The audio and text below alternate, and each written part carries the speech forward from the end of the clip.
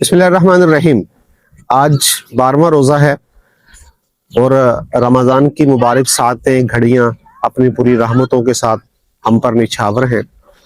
ویسے تو رمضان کا ہر لمحہ ہی بڑا قیمتی ہے، چاہے صبح ہو، دوپہر ہو، شام ہو، رات ہو، ہر لمحہ بڑا قیمتی ہے۔ لیکن دو اوقات ایسے ہیں جو خاص طور پر بڑے قیمتی ہیں، اور ان دو اوقات میں ہمیں ان کی خاص طور پر قدر کرنی چاہیے اور اس میں اللہ سے مانگنا چاہیے۔ وہ دو اوقات کون سے ہیں؟ ایک تو تہجد کا وقت یعنی سحری کا وقت، جب سحری ہوتی ہے تو سحری تہجد کا وقت ہے، یہ اللہ کے ہاں خاص طور پر بڑی اہمیت رکھتا ہے۔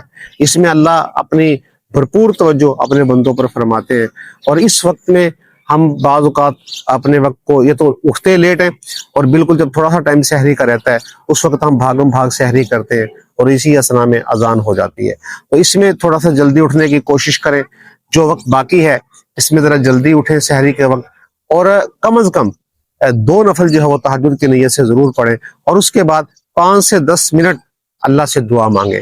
جتنے بھی مسائل ہیں اپنے مسائل اللہ کے سامنے رکھیں، اللہ بندے کی طرف متوجہ ہوتے ہیں، اللہ بندے کی التجا کو سن رہے ہوتے ہیں، اور اللہ انسان کو عطا کرنے کے لیے آمادہ اور تیار ہوتے ہیں۔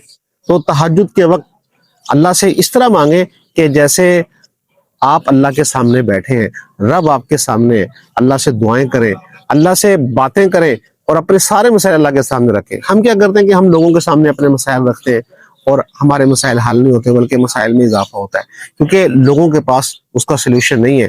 مسائل کا حل اللہ کے پاس ہے۔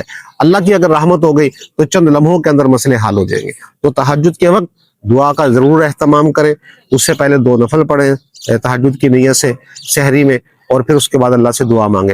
اور دوسرا جو وقت ہے وہ افطاری کا وقت ہے، اس وقت بھی اللہ اپنے بندوں پر بھرپور توجہ کر رہے ہوتے ہیں، اور وہ بھی بڑے قبولیت کا وقت ہے۔ ایک حدیث میں آتا ہے جس کا مفہوم ہے کہ افطاری کے وقت روزہ دار جب دعا کرتا ہے اللہ اس کی دعا کو رد نہیں کرتے۔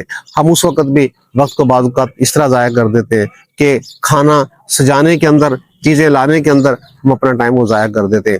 دسترخوان پہ چیزیں رکھی جا رہی ہیں، کچن سے لائی جا رہی ہیں، اور بچے بیٹھے ہیں، بڑے بیٹھے ہیں، ایک ہڑبونگ سی مچی ہوتی ہے جس کی وجہ سے وہ وقت جو ہے وہ ضائع ہو جاتا ہے اور دعا نہیں مانگ پاتے۔